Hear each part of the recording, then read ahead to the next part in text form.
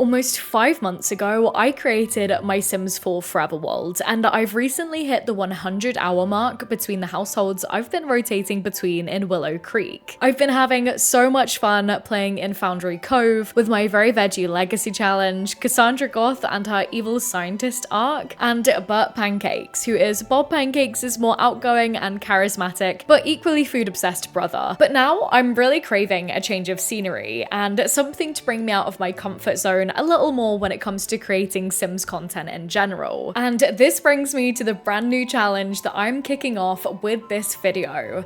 I am going to be playing in a brand new neighborhood in my Sims 4 Forever World for 100 days, and I'm going to be sharing each of those days one at a time through shorts with you guys IRL, or over on TikTok as well if you prefer to watch your short form content over there. And because autumn is coming, I of course had to frame this neighborhood and the Sims that I'm playing with around Twilight, because of course I literally had to. But don't worry if you're not too familiar with that series, it's only going to be a loose theming and everything will be explained as we go. In today's video, I'm going to be showing you how I set up this neighborhood for this challenge, walking you through the steps that I took to create the characters that we're going to be playing with for the next 100 days, and also kind of walking you through the gameplay for my first day as well. But before we get this series going properly, my name is Yasmin, and my mission here on the channel is to help serious simmers like you to find meaningful and fulfilling gameplay in your favorite life sim games. My question of the day is, how do you like to make your gaming sessions extra cozy around this time of year?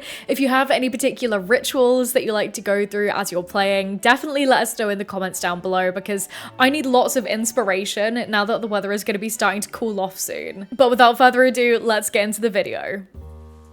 So the very first thing that I did after I decided that I wanted to start this challenge was start to consider and kind of brainstorm on the neighborhood that I wanted to start with and the theme that I wanted to pick. Now, of course, I've already said that this is Twilight themed, but we didn't start there. This is where we've ended up. So let me walk you through the process. This in general is something that I suggest that all players that are starting a Forever World themselves should do, as in, you know, picking a starting neighborhood and a theme to kind of tie everything together.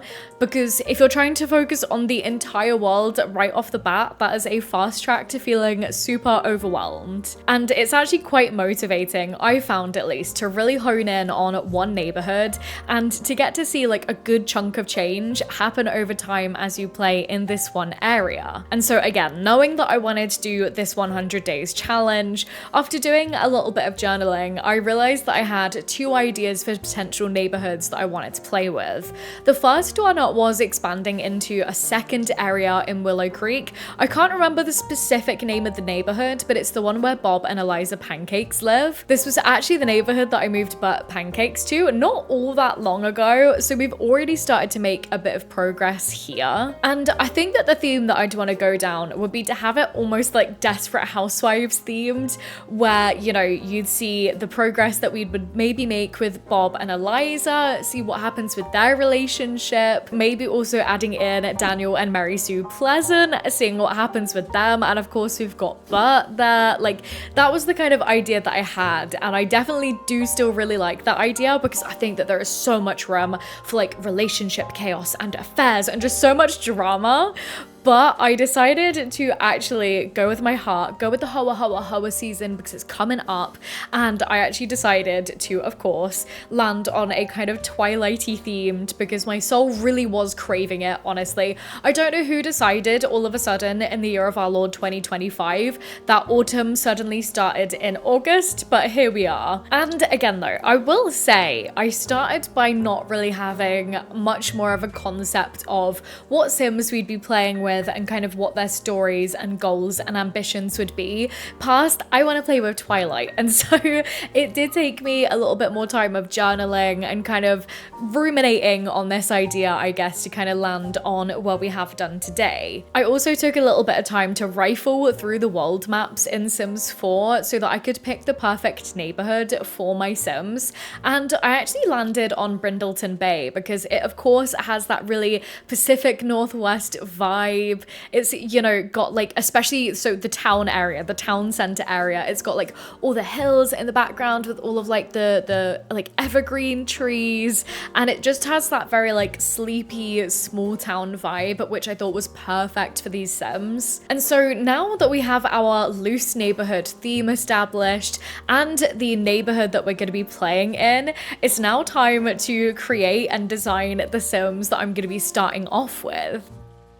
So I actually did a really good portion of the kind of like household setup process on stream recently, and I will have that linked above in the cards and down below, because I know quite a lot of you guys said that you actually really appreciated seeing the behind the scenes of this setup process. So it's definitely something that I'll be doing a lot more in the future. So let's get into breaking down these households. Right off the bat, you are going to notice that each household only has 2 Sims in, and I of course know that the Cullens have a bunch of kids and all of that good stuff, but if you know anything about me, then you will know that I get really overwhelmed by having many Sims in a household at once. So I thought that by distilling the characters that we're playing with into much smaller households, or you know, that our character's going to be inspired by, that it would, one, help me maintain my sanity, and would B, mean that we can hopefully tell much more compelling stories with the Sims that we do have. And also as we go, you are going to notice that I've kind of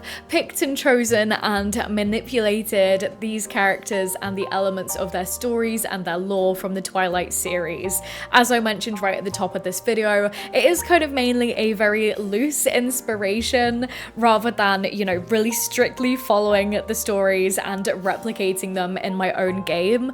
I like to kind of use characters and stories like in other media like this much more as a jumping off kind of initial inspiration point than, again, something that I want to completely replicate myself. Essentially, I really like the werewolf, vampire, human potential for lots of like love triangles and romance moment that Twilight gives us, and the kind of general vibes, I guess, again, like hoa hoa hoa season, like autumn, coziness, small town vibes is really what I was going for, and this series just kind of sets that up perfectly, I guess. One more thing, I took most of these Sims, apart from Cierra, who I'll introduce you to later, who I created through genetics, but all of these Sims other than her were found from the gallery, and I will link all of the creators that made these fantastic Sims down in the description, because I am terrible in CAS and I could not have done anywhere near as fantastic and amazing as a job as these creators have done. Other than this though, I have very slightly made some kind of facial modifications in places, maybe changed their traits, but other than that, I've not really done much to these characters at all. And really quickly, if you found this video interesting or inspirational, maybe so far, I'd really be grateful if you gave the video a like or even considered subscribing to the channel. Doing this as well as watching to the end tells YouTube's algorithms that this video is worth sharing to more serious Simmers like you, which is a huge help.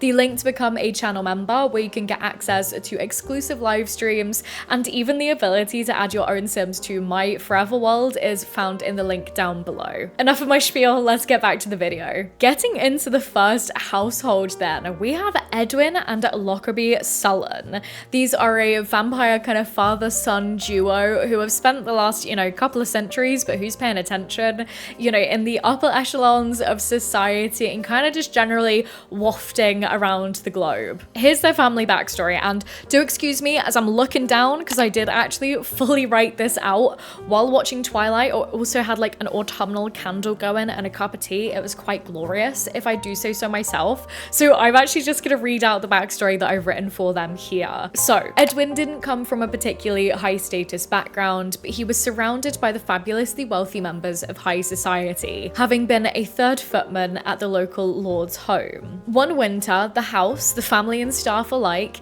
had been overcome by a terrible sickness. Edwin was on the brink of death, but he was saved by Dr. Sullen.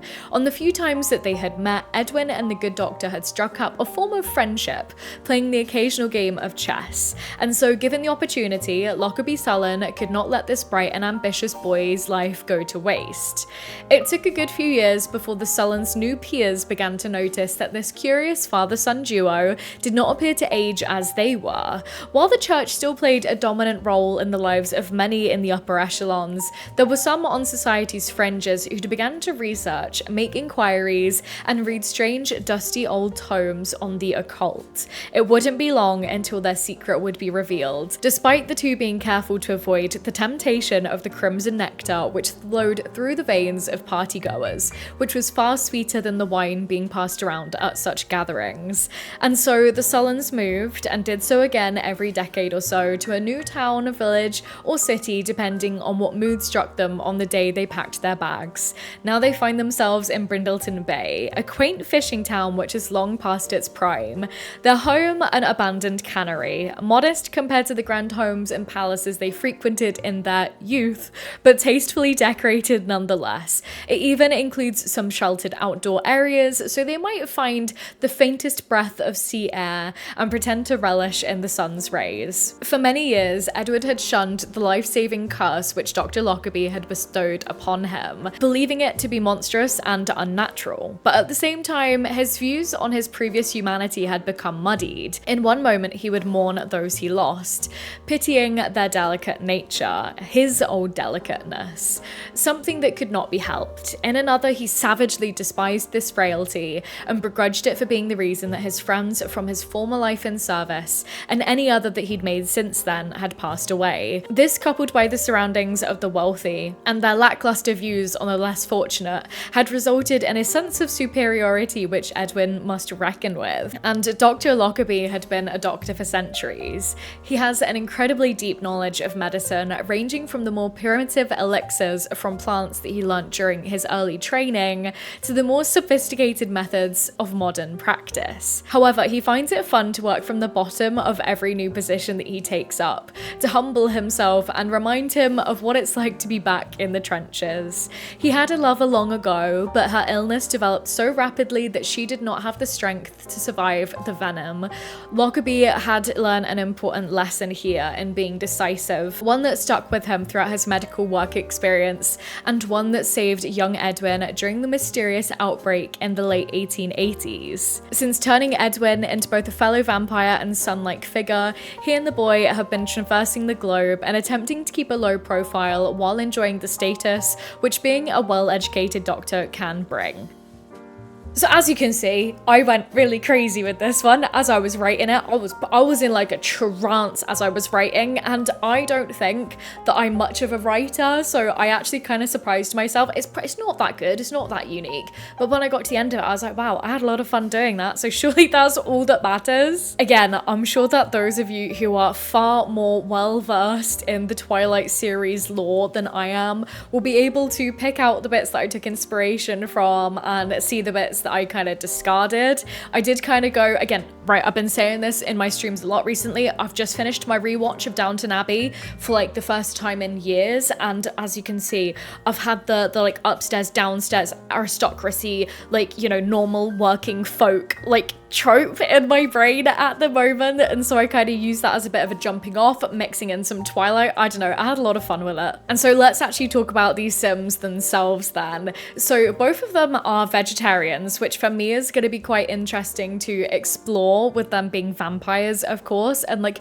I know that quite a few of the vampire perks are really going to help me to lean into this. But Edwin is also macabre and a music lover, and Lockerbie, whose middle name officially / unofficially / in Minecraft / like, please don't smite me YouTube, is Cockermouth, which is actually the name of a town in the north of England. As well, Lockerbie I believe is in Scotland, but Carlisle, obviously from Twilight, is like another kind of borders town, and so I took all that inspiration from there just in case you were interested. But anyway, he is also family orientated and good.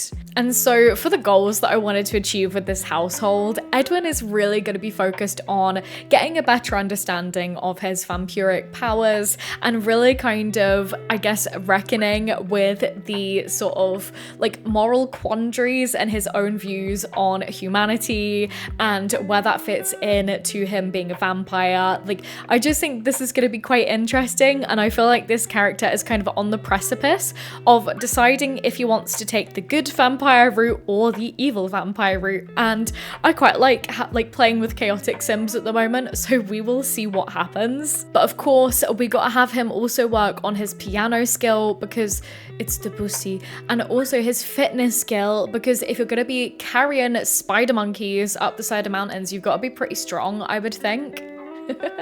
So dumb. And with Lockerbie, I want him to get to the top of the medical career and also see if he can find some love and maybe kind of expand his vampire family. We're gonna see though.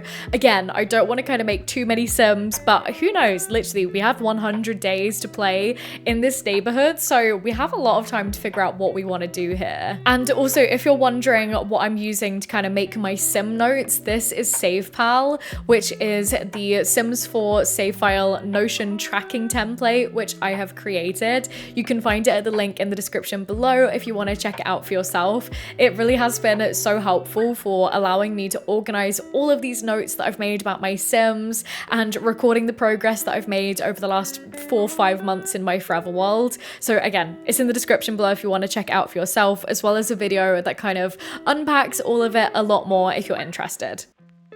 So next we have the Cole household with Jesse and his mother Cierra. So again, don't mind me as I'm going to be reading the backstory that I've written for these guys. No one remembers how long the Cole family has been in residence in Brindleton Bay. Many of the older folks would even attest to the fact that the town was built on the backs of the family's invaluable service many moons ago. You see, the Cole family got their name from the work which they rendered in the local mines. They were by far the strongest, some would even say supernaturally so, and when the mine was on the brink of closure, it was the family's forefathers who smashed through the rock and landed on the treasure trove of black gold, which saved the town and reinvigorated its ailing economy. The locals felt so indebted to the Coles that they never really felt the need to question why they would take a day or so off around every full moon. However, not even this family could stop the wheels of time from turning, and eventually, Brindleton Bay's mines ran dry. While the area has modernized significantly and diversified into fishing and canning, many say that the heyday has long since passed, and so the Coles' notoriety has dwindled alongside that of the seaside town. Cierra and Jesse grew up relatively poor, being from the generations past the coal mining boom. However, they recently inherited an old factory sitting right on the port side. It's a dump, but they are determined to turn it into the life of the town and with it, restore the family's name and wealth. Can they do it? So as you can see, this description is much briefer than the one that I wrote from the Sullens, but I'm still pretty proud of it. And I actually think that this is the family that I may be most excited to play with, slightly unexpectedly, honestly. Because if you guys know me, I love a kind of rags to riches, building a business, like that kind of gameplay loop tickles my silly little rat brain in so many ways. And I think that my ultimate aim is to turn the building that I've given them, which is actually the old Salty Paws saloon. I went into builder mode, I ripped all of the furniture out, and I turned it into an absolute moldy dump. I had so much fun doing that. I dropped their family funds to 500 simoleons, and it's gonna be their job to literally reinvigorate this building, and it's eventually gonna be called Locas. I'm kind of obsessed with that name. It's going to be a bar, maybe some kind of restaurant if I can figure out how to do it with the businesses and hobbies home business system. And I also want to have Cierra make some like metal jewelry and also brew their own like wine to sell in the kind of like shop area of the build as well. So I'm super excited for that, but I've literally raced ahead. Let me rewind for a second and actually tell you more about these Sims. So they are of course both werewolves. Should have clarified that a little bit sooner. Hence the, you know, supernatural strength and the line that they've kind of descended from. But I feel like Cierra is a very proud woman. She has the self-assured, creative and unflirty traits.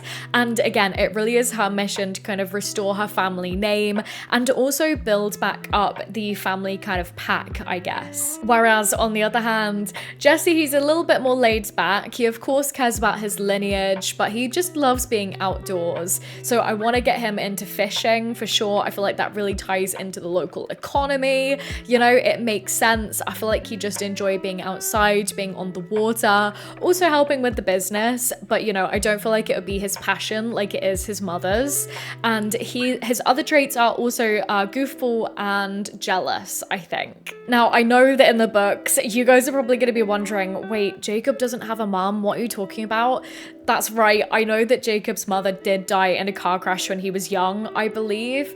And I decided not to make Billy because I kind of wanted to have a little bit of variety in the 3 households that we're playing with.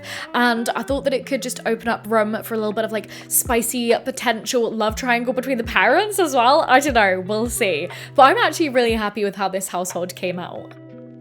And lastly, we have the Swain household. And any of you Sims 3 girlies who love The Sims 3 Supernatural, I know, I see you. Yes, I did 100% unashamedly steal this household from Moonlight Falls. So for a little bit of backstory, this household is oh my goodness. This household is Chester and Bailey Swain. They're another father-daughter duo. And yes, this household was originally in The Sims 3, but I kind of love the idea of them so much that I wanted to replicate them in my own game, as I never actually played with that household in The Sims 3. And again, I am gonna read the little backstory that I wrote for them one last time. So Chester and Bailey are Brindleton Bay's newest residents. Chester felt badly about having to uproot his daughter from her old life in Oasis Springs, but his job required relocation. Secretly, he didn't mind it all too much, as he never really liked the heat anyway.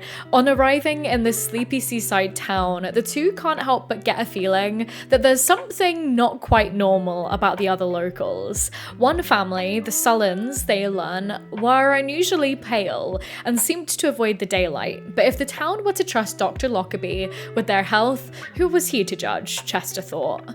The other neighbors, the Coles, were unusually strong. Again, not being one to judge, but Chester was left flabbergasted when he saw Cierra hefting a large old barbecue into a skip all by herself. It seemed effortless to her, and he was secretly very impressed and confused. Not that women can't be strong, mind, but still peculiar. As Bailey could get so absorbed in her books and writing, Chester was worried that she might not find a new circle of pals here in town, but she actually seemed to be fascinated by the townsfolk. By any stretch, starting with the local police department will be a great opportunity to get to know the town and its strange inhabitants some more. So there we go, Chester is going to be in the detective career, and to be honest, the detective career and the doctor career are two that I'm really excited to explore because they are the ones that I have explored the least out of the active careers that came with Get to Work, and I've been having a lot of fun with the scientist career with Cassandra Goth over in Foundry Cove. Chester is a bro, a loner, and family orientated, so he really cares for his daughter, but you know, he's very much so a, you know, just like Charlie is in the films, I imagine him as a very kind of gruff sim that likes to kick back, watch the football, do a little bit of fishing, maybe, just kind of that sort of vibe. You know, he's definitely going to be a local over at Locers once it's up and running, that's for sure. But Bailey, on the other hand, is admittedly probably one of the least fleshed out Sims in this new setup so far.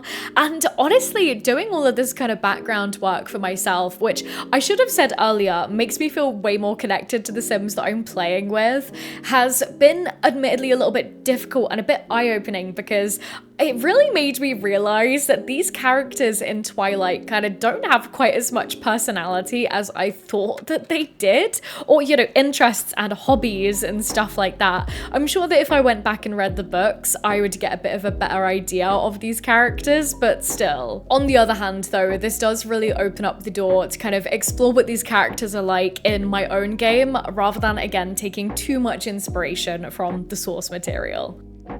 And so, okay, finally actually getting into game then, what happened on the first day? So in the live stream that I had a couple of days ago, right at the end of it, I actually did a little poll to see which household you guys were wanting to see me play with first, and the Sullens won out. So I mainly focused on Edwin today, with a little bit of time to focus on building his relationship with Lockerbie and generally building his skills as well. So very first off, I had Lockerbie join the medical career, and slightly annoyingly, he doesn't start for 3 days, so we'll definitely be checking in with him in a couple of days' time. But then, because Edwin has the good vampire aspiration, again, at least for now, I had him spend a lot of today researching vampire lore on the computer and eventually through the first encyclopedia volume, because I really want him to build up his vampire lore skill. By the end of the day, I believe he landed on about level 4, and he'd got to the 2nd tier of the aspiration too, so some good progress for one day. I also got Edwin a journal from the Life and Death pack, because I really thought that he would really like the time to kind of ruminate again on his own morality and kind of just all of this kind of very broody stuff. I definitely think that he's a brooder kind of sim, and from doing that he also got a little bit of the writing skill, which is good. Later down the line, I really do want him to write books based kind of around these kind of philosophical questions that he's having, and writing about the stuff that he learns as he's kind of building up his vampiric power. He did actually have a little cry at the fact that I didn't have a writing desk for him initially. Turns out that immortality and being alive for a century or so means that you somehow haven't unlocked the ability to write at a bar, or just not have a table. But after leveling up his vampire lore skill a couple of times, he actually unlocked the ability to turn fish and frogs into plasma packs, which again is perfect because he is a vegetarian and probably won't be drinking from humans. Again, at least for now, we'll see though. And so it was perfect because I've been having a bit of a gander around the town, and I noticed that there were 2 kind of little stalls where you could buy the catch of the day. So I sent him over to get some fish, had him come back, do that, and then kind of get his food source going, I guess. And as I was doing this, we found out that Edwin is actually not a cat person, as he autonomously rudely introduced himself to a cat that was wandering around. So I don't know what to make of that, really. But it then honestly turned into a bit of a chill evening for these guys, which kind of is expected for the first day or so when you're playing in a brand new household in The Sims, I would say.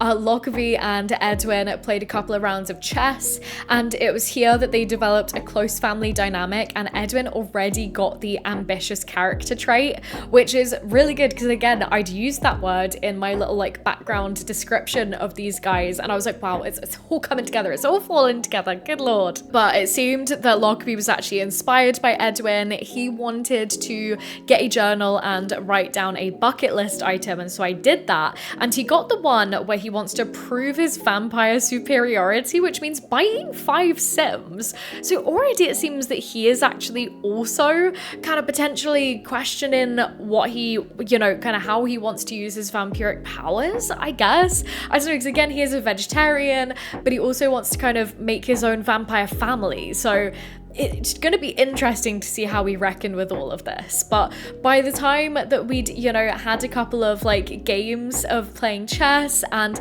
Edwin also played the piano for a little bit, Lockerbie autonomously watched Sims of the Dead, so this guy obviously has a bit of a twisted sense of humor. It was coming up on 6 a.m. and it was that time that I decided to end the first day, and I think that's the time that I'll be switching between households during this challenge if I do want to change. I'm not going to be switching between households in every single episode, but we'll see. I'm gonna take my maxim of doing what I feel like playing with rather than what I feel like I should play with in this challenge.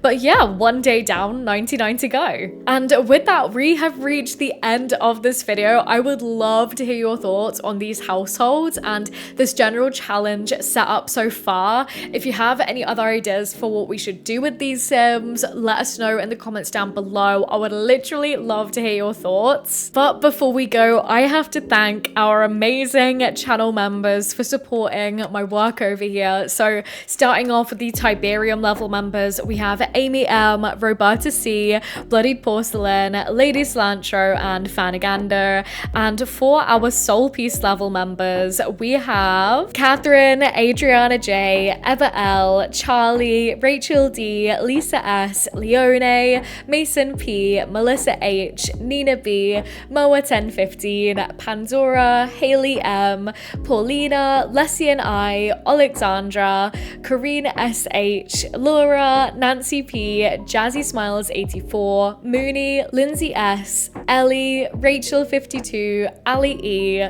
Mally, Scotty M, Salt Plays, Emmy Chan 99, Curse 10, Precious Mackenzie, Leanne B, Wraith Realm, Jen, and Emo. Thank you guys ever so much for being members of the channel. We've got so many of you guys here now, but you guys, your support seriously means the world.